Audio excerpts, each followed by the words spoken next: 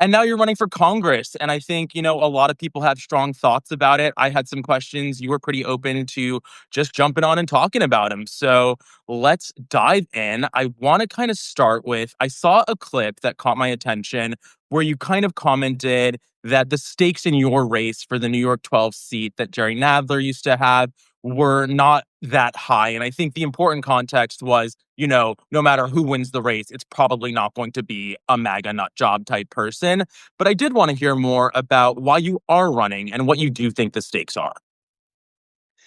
I saw now they're stepping down. I was glad to see it because there's a lot of politicians who sit in their seats until they die and create some serious issues for us, which we have seen several times this year.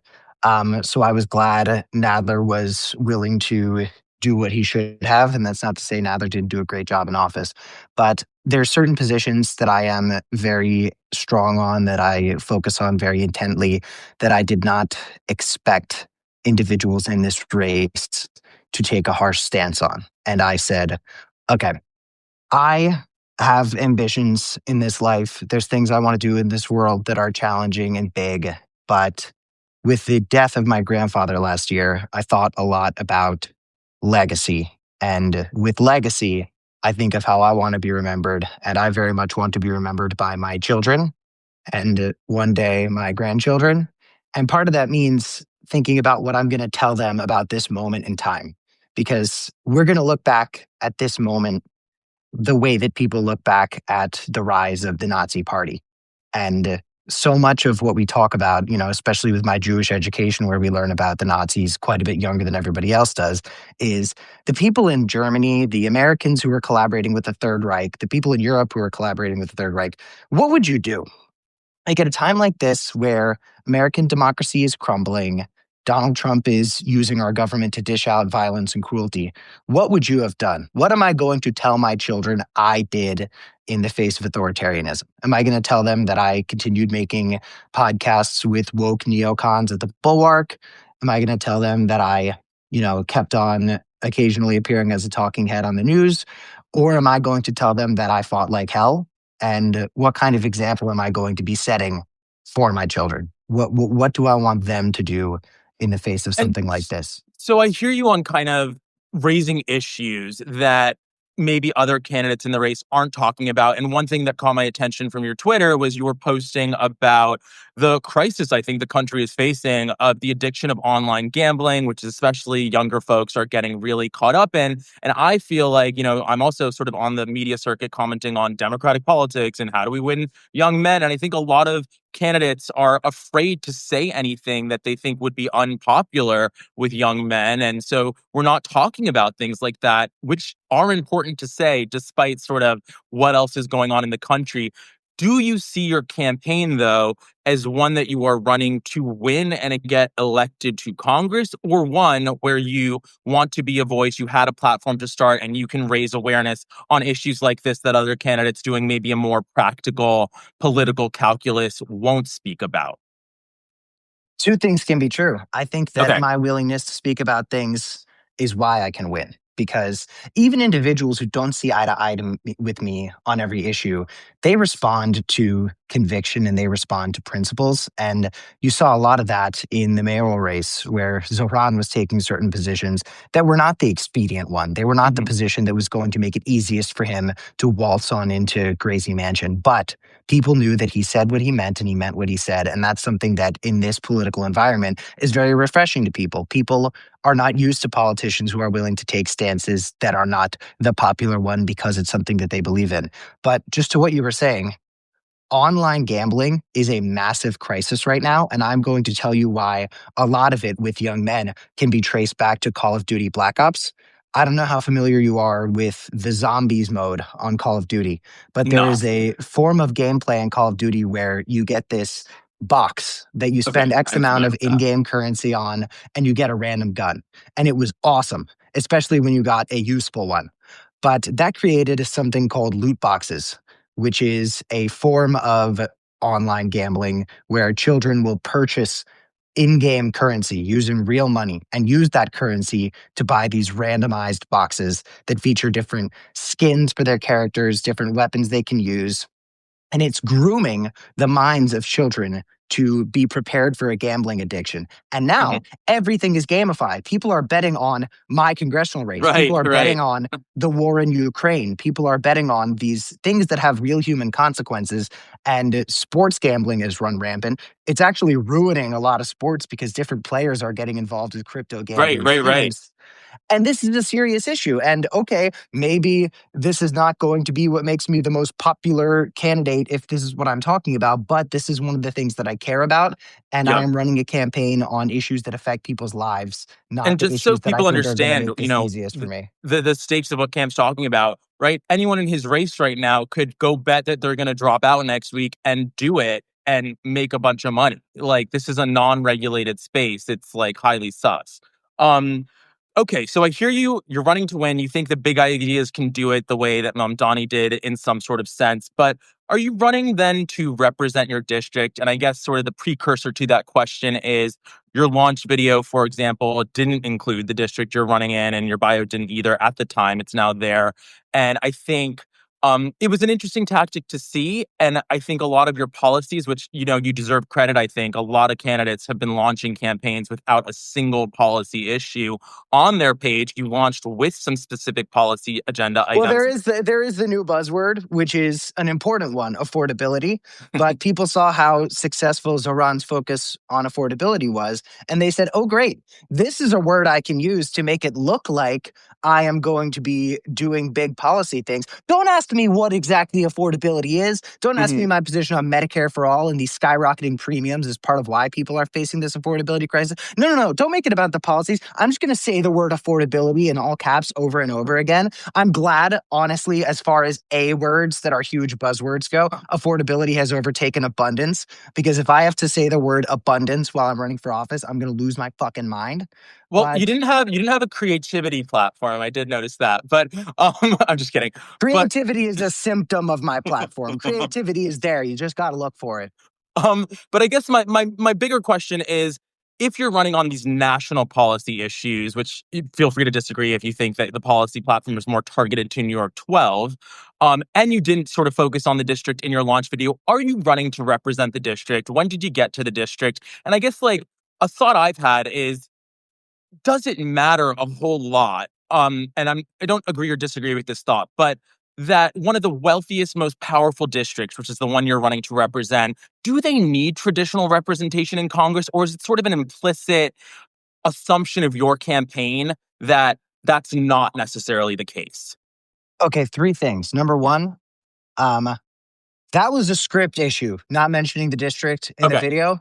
That was there were a lot of drafts. We were trying to figure out how to fit a lot into a very short amount of time because again, I'm running on a platform, I'm running on issues. So squeezing a lot of different issues into the same video where I also talk about my background as an activist, where I also Mhm. talk about what's important in this moment. It was a lot of it was why Medicare for all was a very important umbrella for us because talking about Medicare for all, which is one of the most popular positions in the country, even including with Republicans, that gives us the opportunity to say, okay, we're not willing to spend money on this, but we are willing to spend money on this, this, and this. So that way I could talk about ICE. That way I could talk about the genocide in Gaza. That way I could talk about things where the United States is bankrolling different human rights atrocities and tie it all back to, and yet we can't pay for Medicare for all. And Medicare for Mhm. all is an issue that affects New York 12. A lot of people in this district, including the richer people, have children who are graduating from college into a job market that has been eviscerated by AI. And they're not getting entry level jobs that put them on a path to get decent benefits. And when they don't have benefits, they're not going to have health care. And even wealthy people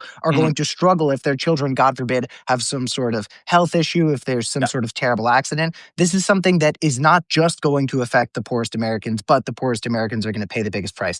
So, yes, I forgot to put that in the video, and I forgot to put it on my bio at first. But listen, I don't have a team of expert consultants yet. I am very much running a campaign that's building itself from the beginning. And also, I've never run for office before because I am an Sure. activist, not a politician.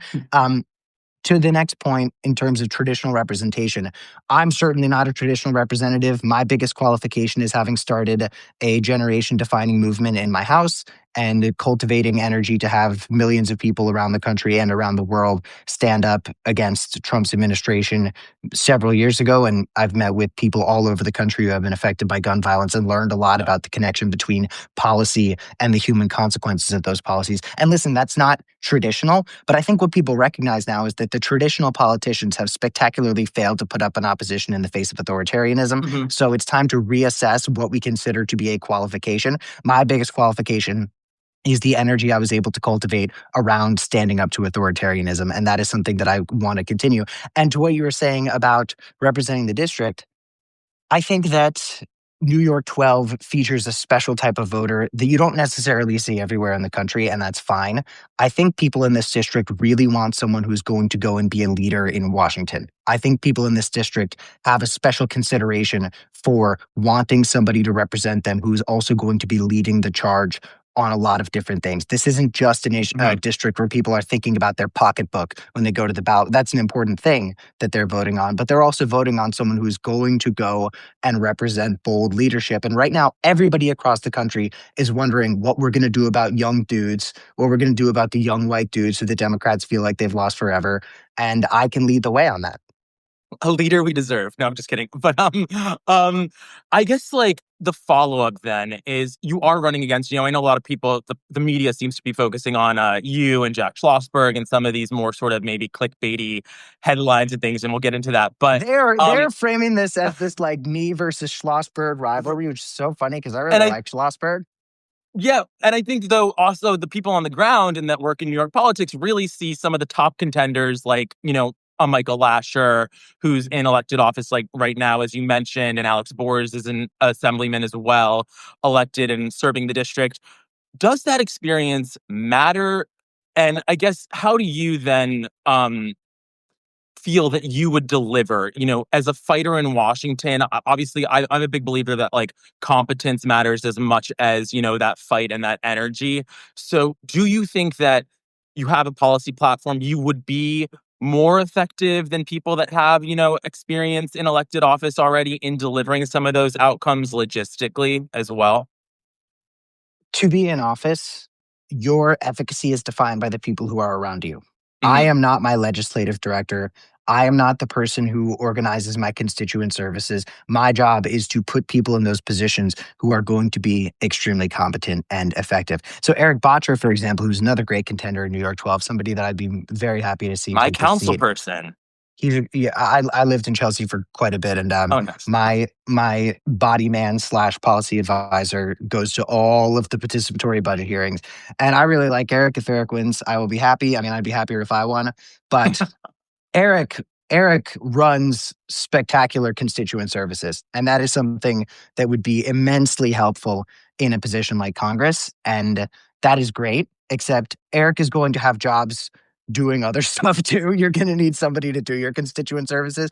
I am not a legislative expert, but it will be my job to pick the legislative expert who is going to be leading the way on different things. What I am bringing to the table is the values and the principles that I believe are going to be important and the communication skills to make sure that we can go to people all over the country and start to talk about this as well. Because I do think while this seems like the Democratic Party is on its dying breath, limping to the finish line, we actually have an opportunity in 2026 and 2028 to completely change the way this country looks at certain issues, to show them just how much they have been failed by the Republican Party. Mhm. And I think that part of why Trump won was because people were not happy with the status quo, and the fatal flaw that the Harris campaign faced, in my opinion, other than people being radicalized on social media during COVID, which is another conversation, was the fact that Kamala Harris had to run on two things at the same time.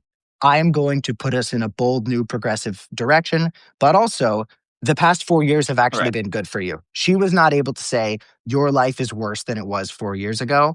And people's lives are worse than they were 4 years ago, right? So when Harris had to go in and was not able to throw Joe Biden under the bus, which not only should she have thrown Biden under the bus, Biden should have given her a golden ticket to do it. When Biden stepped down, which he shouldn't have even run again in the first place, he should have said, Kamala Harris, thank you for the past 4 years of working with me. Tell everybody that that I suck. Tell everybody that you're going to go in and fix the shit that I started. No, Kamala Harris had to tell everybody, probably because of the consultants around her, that things are good and we're going to keep them that way. Donald Trump got to exploit how dissatisfied people were with the way things were going and use that to win. So, why do I say this in response to you talking about what I would bring in New York 12? What I would bring is not only something important to the district, it's also something important for the whole country. And this is the heart of Manhattan, which I consider to be the beating heart of this country. And I think we need to be putting people up from Manhattan who are going to be North Stars in terms of how we message and how we fight. And Mhm. that's what's very important to me. So I do not have that experience in elected office. Of course, I do not. That being said, I have more faith in my ability to pick a legislative director, to pick a chief of staff, to pick a constituent services director who are going to deliver for people. And that's what's important to me. Okay. And I guess somebody asked in the chat, so we'll just plug it to you. What House committees would you be interested in serving on? I think that that's an interesting question for my freshman year. I think that people are asking me certain things about what I would want to do as a freshman, um, because that's an important way to define what I'm interested in. People are asking me what I would do about Hakeem Jeffries. I do not believe that Hakeem Jeffries is the leader for this moment, but also Okay. I would be a 26-year-old new kid. It's not like I'm going to go on the front lines and talk about being dissatisfied with Hakeem Jeffries. I would leave that up to the people who have been working with Hakeem already. And Jeffries, who will be speaker next year, I can assure you that he is somebody with whom I'm going to try to deliver for the people in my district. As for what committees I would be on, I'm really interested in working to fix our homeland security issues. I think that our homeland security is not making people more secure. I think that it's infringing on the rights of Americans. I think that the CIA has been operating with impunity for a very long time. I think that the Pentagon budget is completely insane. We need to go in and slash it up. And I think that it's very important for us to have politicians who are unafraid to stand up to the absolute abuses of quote unquote security in this country and actually make services to make people's lives better. And part of that means abolishing ICE and creating a program in the DHS where we can actually have immigration enforcement that does not exist simply to dish out cruelty, but exists to make the immigration process easier, safer, and better. Because a lot of immigrants in this country who face different issues would have an easier and better time continuing to contribute so much to American society and to the economy if there were paths to citizenship for them that worked in favor of their lives and their families. So I would say working on homeland security issues is important to me. There's a lot of things I'm focused on in terms of how Americans are being targeted in this country using AI programs that we frankly don't know anything about. And I Mhm. want to get to the bottom of that. And I want to make sure that we stop weaponizing this country against our citizens. Okay, cool. And you brought up Jeffries, so I do want to just throw out. I know there's been some sort of conversations about his decision to sort of show up at a DSA meeting and kind of oppose a challenger from the left in You a mean you mean primary Zoran? against You mean Zoran doing that? Mamdani. Yes, yes, yes, yes. Um, Showing up to sort of do that, and I'm curious. I think you identify as DSA, right? Or Yeah, Democratic I'm Socialist. a dues paying member. Okay, great. Um, what did you think of all that decision? And I guess like it sounds like you're not a huge Jeffries fan. Um, is there going to be a wave in the next year in New York, you think, of sort of challengers from the left? I know in my district, they're talking about Brad Lander jumping in and challenging Goldman and sort of obviously your, your race. Have you seen the movie Challengers? No. Okay, I think about Challengers, which is a movie about tennis players having a throuple. Yes, Every time we I saw every the time gym we talk comps. about Challengers. Um, Look, I mean, DSA is more powerful than ever, and they are being very smart and they are picking the right battles. I personally kind of don't want to weigh in too much on something internal like the councilman's decision to consider a primary challenge against Jeffrey simply because I'm sort of a newbie. Like, there's people who have been putting in an insane amount of time and effort into DSA and have a better understanding of what their agenda should be than myself, which is why I did not publicly weigh in on the matter. I have private opinions that I'm not going to share, but I'll tell you two things are true at once. Number one, primaries are a healthy thing, primaries are a good thing. And I am supportive of the concept of people in office being primaried, even if it's by a challenger who does not stand what seems to be that easy a chance. I think that it's a good way to force the issues in a way that if somebody is just waltzing into office every time, they aren't necessarily going to see. But I also understand that Zohran has a lot of challenges in front of him in terms of Hmm. delivering on his affordability agenda. Julie Menon is now going to be the Speaker of the City Council, and she has made it pretty clear that she is going to try to obstruct, and get in Zohran's way as much as possible. Zohran needs people at the state level and at the federal level who are going to be helping him deliver on this agenda. And if he does it, if Zohran's team, if the people around him, if the people who help him make this agenda possible say that he needs to do everything he can to work with the people who are already in office to deliver, then I respect their decision. And frankly, I do not believe that it is my place to weigh in on that. I think that Chiose has a lot of bright things in his future. I think that the decision not to nominate him was something that he took like an absolute champ, and I have all the respect for it. There are a lot of people who would double down and say, well, fuck you, I'm going to do it anyway. And I think it shows the strength of DSA as an organization and their inner democracy. Hmm. And like, I guess one of the things that I feel as a more moderate maybe in the party than you is it does seem, and I agree with a lot of the decisions Mamdani's making, because it seems like he wants to be effective and deliver as much as he can on his platform. I feel like you too have some like really strong convictions and some big swings, and I think that has inspired people. How would you then think about, where and when to compromise and sort of adjust in order to deliver what's possible, even if not everything that you hope to deliver? I think that I am sick of seeing Democrats versus Democrats, and what I want to see is Democrats versus authoritarianism. I want to go in and throw a wrench into the system, but that does not mean when the system provides me with an opportunity to work with people to make government make people's lives easier, I will not take that opportunity. I think that when you see people like Dan Goldman in New York 10 who are voting to censure Rashida Tlaib, that is not the Democratic Party that we want to see.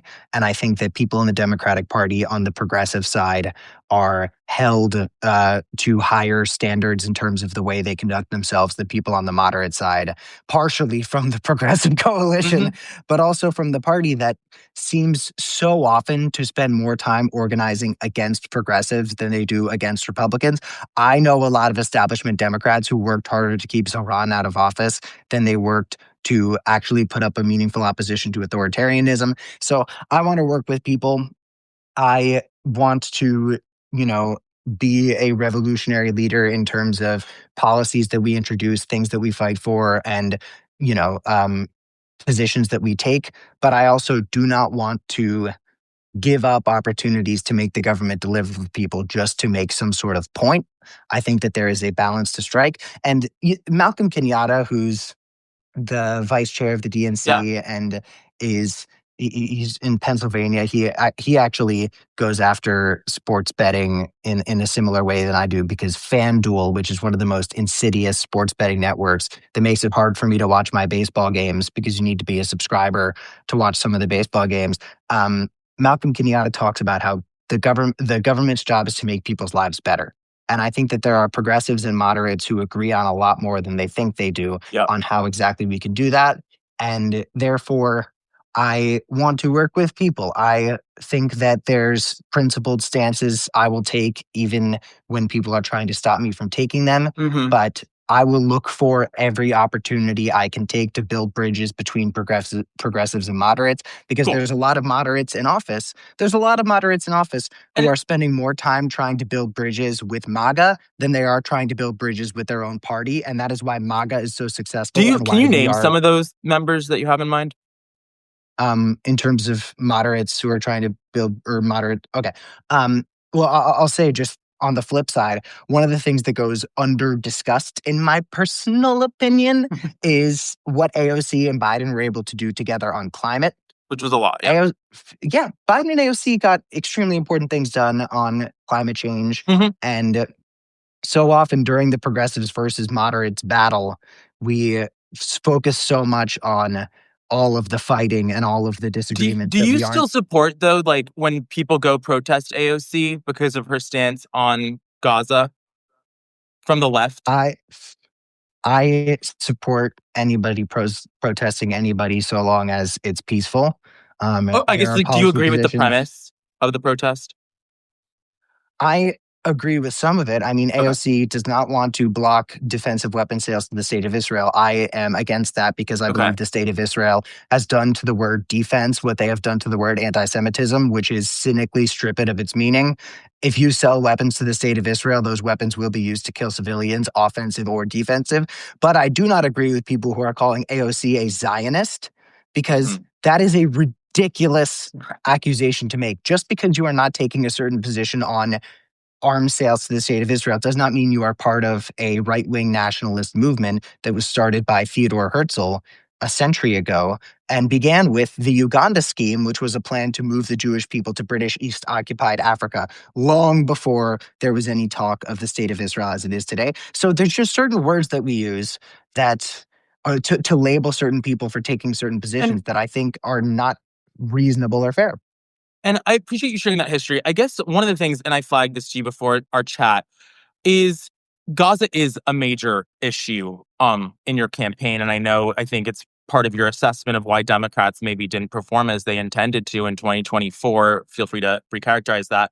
Um, so I saw a viral TikTok of a woman, Jenna Jabreen, who I guess posts these DMs from the two of you in the last year or two, where she claims as a Palestinian woman that you weren't, of the position you are now on the issue. And then more recently, in response to some of the stuff you put out in your campaign, a video, I believe, a leading journalist covering what's happening in Gaza reached out and sort of like, let's chat. And you were open to that. And I think, Jasper, yeah. yeah. And you've been very open to a lot of input in your campaign. And I think that's a really interesting and I think somewhat positive tactic to not come in and say you know it all. But it does beg the question, are there not then other people your age with the same fiery passion on this issue who maybe have had more knowledge and information and sort of have been maybe more consistently well thought out on it since the beginning? And then why are you, if this is one of the main issues of your campaign, but you're still sort of tangling with it, which again, feel free to recharacterize that, the best person to kind of fill this role in that capacity? Yeah, I said some stuff that I think is pretty horrific and unacceptable in response to October 7th because I am somebody who has seen mass violence in my life as someone who notoriously survived a school shooting. So, and I saw videos of the October 7th attacks, and those videos really got to me. And the propaganda campaign that's existed for decades to convince me that an attack in the state of Israel is an attack on all Jewish people everywhere made me feel as though I was unsafe. And I honestly, this is an interesting thing. People talk about my response and the individual with whom had that exchange. I privately spoke to and apologized. Okay. My response to all of that, so much of what I said after October 7th was very much not motivated by any love I have for the Zionist project. It was motivated by fear that I had. I had spoken out critical of the state of Israel's actions in years prior, as early as I think 2021, before I had a full understanding of it. But when I saw these drone strikes happening and said, this is unacceptable. And when October 7th happened, I almost felt this guilt for speaking out against the state of Israel because October 7th almost felt to me like proof that what the state of Israel was doing was some sort of necessary thing. And the IDF was defending the state of Israel. And I really did not understand the difference between defense and occupation. And that was important to me. And like, you're correct to say the stances I take today are not the stances I've had forever. But that is largely because I was on the receiving end for the majority of my life, not only of propaganda in favor of all of the state of Israel's actions, but also I grew up in post 9/11 America Hmm. where Muslim people and frankly brown people were so villainized in our culture that while I didn't have that bigotry on my own, I lacked the context to understand what these people had been suffering through for decades. So, a lot of individuals, and this is kind of the key of what I'm getting at, a lot of people who spoke out against me when I was posting certain things after October 7th, a lot of them struck me as people who were diminishing my own experience as the survivor of mass violence. Okay. A lot of the things that they said were very intense, and I did not have the emotional grace and maturity to recognize that these people were speaking from a place of watching violent occupation that had happened and they had raised to understand. And I was raised to think of the state of Israel as nothing but this homeland for the Jewish people. So as I learned more about the issue, that became why my convictions on this are so strong. I said, oh, my identity, the ethno religion that is genetically coded into my DNA, that is something that had been used to hurt people. And that is something that has caused all of these horrible things to happen. And the last point that I'll make is there's this thing we face in this country, and this goes beyond Israel Palestine, where we are conditioned to believe that terror is something that just magically manifests out of nowhere. Like people, I was raised in post 9/11 America to think that terror just is something that is pulled out of a hat like a Hmm. rabbit. And we don't understand the geopolitical context to these things. You are not raised in this country to believe that terror is a response to geopolitics. You think that it's just something that happens because of anti Semitism or because of people hating American freedom and the West and things like that. So I have learned and changed my positions on this. And, you're talking about the people who have been more aware of this than I was in past years and how they might be more equipped or qualified to talk about these things. I want to foster an environment where more people like me who lacked this understanding and maybe even had the opposite opinion feel comfortable taking the positions that I have. And part of that means forgiveness and understanding because I do not believe that people are defined by the worst positions that they've taken. I do not believe people are defined by the cruelest words that they have shared. I think Hmm. people are defined by how they choose to move forward. So I am moving forward with the positions that I have right now and with the convictions and the trust that I might have lost from anybody with my response to that is something that I do not want to be anointed with just because I take the positions I do now. It's something that I need to earn. And that's why I met with Jasper. And that's why I'm meeting with other community leaders to really understand.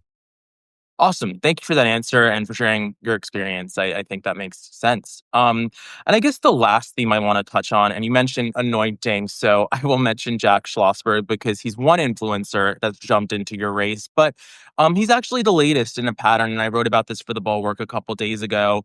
Of Wait, you influencers, write for you write for Bulwark? every once in a while. Oh shit! What's up? What's up, gang? Hell yeah, um, dude. Yeah, so I wrote about Deja Fox ran and she lost quite badly.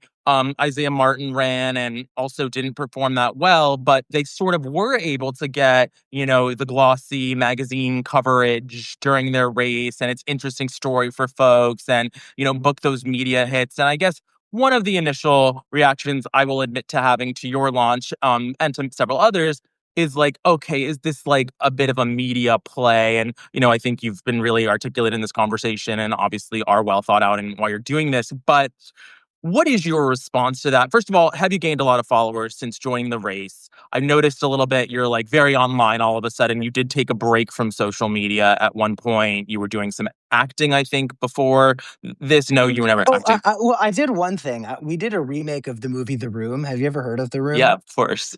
Yeah, we did a remake. It was me and Bob Odenkirk, and Bob Odenkirk played Johnny, the character who was played by the mysterious European man Tommy Wiseau. Lisa. Yeah, Like, I love it. that was Bob Iconic. Odenkirk, and I played his adopted son Denny. Okay. Um, but because I was more involved with comedy than I was Okay. in acting, and that's largely because I was so broken by the experience of thinking that my classmates and I were going to be able to get a lot more change than it felt like we did. And with over the years, I've been able to gain more perspective and see over 300 gun laws were passed and attributed to March for Allah, blah blah blah. Mhm. Point is, Run through it. yes, I took a break from all these things for a bit because as a teenager, I felt as though the country had chewed my friends and I up and spat us out, Mhm. and it broke my heart. And then the very short version is I went on a tour of the country with Manuel Oliver and his wife Patricia Padway, Okay. who were the parents of Joaquin Oliver, who was murdered at my high school. And we went to communities all across the country who'd been affected by gun violence, and Manny and Patricia lost their child. They lost their entire world. They had an empty seat at their dinner table every night. They have an empty bedroom in their house. They lost their beautiful son, and yet they were still fighting the fight. And if anybody could give up and throw in the towel, it's Manuel and Patricia. But they still had it in them. And I thought to myself, how in the world can I give up if Manny and Patricia are still fighting the fight? So that was a big inspiration for me to get back involved. Followers, yeah, I've gained followers on a bunch of things. I think that when you have a buzzy campaign launch is something Mhm. that's going to happen.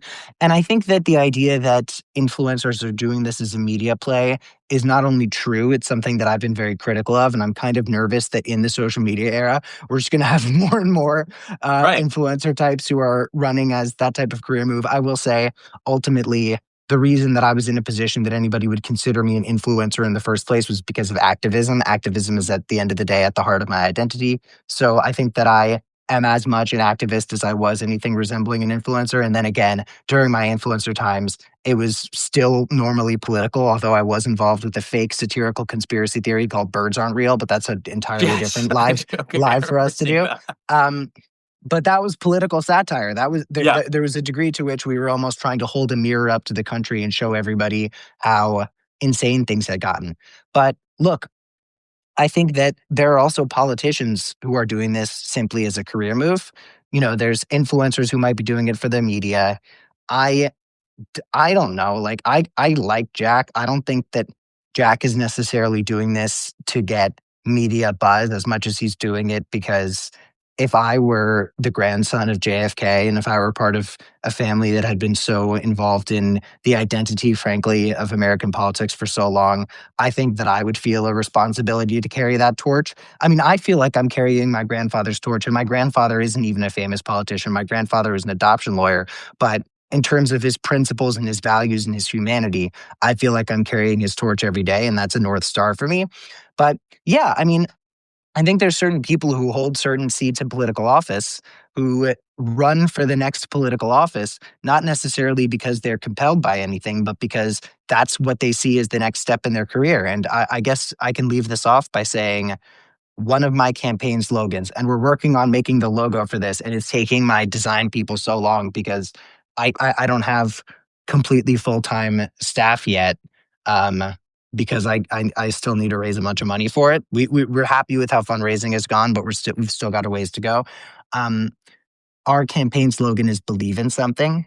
Because one of the things that I've said in a bunch of interviews that I didn't even realize was going to be a slogan until I said it enough times is it never fails to amaze me. Even with my background, even with my experience, it never fails to blow my mind how few people there are in politics who truly believe in something. And the same goes for political media. I mean, you're experienced in political media, there's so many people who take positions in political media, but then you get to know them and you hear them talk about certain things and you're like, oh, this person doesn't believe in something. This person is seeing what works for them and they are adopting that position. So my campaign is led more than anything by the fact that I believe in something. And that is why, as we talked about at the beginning of this interview, I will take positions that are not going to win me the most points in New York 12 because I would rather run a campaign based on what I believe in than run a campaign based on how I think I'm going to win because that's how this is bearable. This is a fucking awful experience. If you are watching this, running for office sucks. And I will say, once we're on the ground, meeting more people, shaking more hands, getting to know more voters, I think it's going to be much more fulfilling for me because even when I was meeting with victims of gun violence every single day for months at a time, which was soul crushing, at least there was this human element to it. There was this human connection, and that was worth something, and that meant a lot to me. So once I'm meeting and interacting with more human beings on the ground, I think this is going to feel a lot better. But right now, during the strategy meetings and the fucking media and the calling people and asking for money, which is a miserable experience, like it does suck, but it feels so much better that I know that when I'm asking people to support me, I'm asking them to support something that I truly believe in, and that's what's important. And I think we need more reluctant candidates. Tim Miller from our home, the Bulwark, talks to me about this all the time. reluctant candidates are important because, as I'm sure you're well aware, um, if you actually like running for office, you are a sociopath. I agree. Honestly, some of the like my best professors and stuff, I'd be like, you should be doing this work, but they're like, I would never, ever, ever do anything like that. And it's always Wait, those types of people in the background doing a lot of the great work. Well, thank you so much, Cam, wait, for I'm this sorry. really I have to respond to a comment. Would you mind if I respond to a comment? yes, and also respond to the one asking where they can watch your Vroom sequel. Which That's is not a, released yet. There's been screenings. okay. I'll let the world know when it's out. Somebody I can't see who says, Cameron, you've shown me a complete different side of you than Bulwark. Cameron, thanks. I just want to let you guys know. Listen, you can go watch my podcast with Tim Miller on Bulwark. It's all available if you really want to get to know what I'm like when I'm goofing around.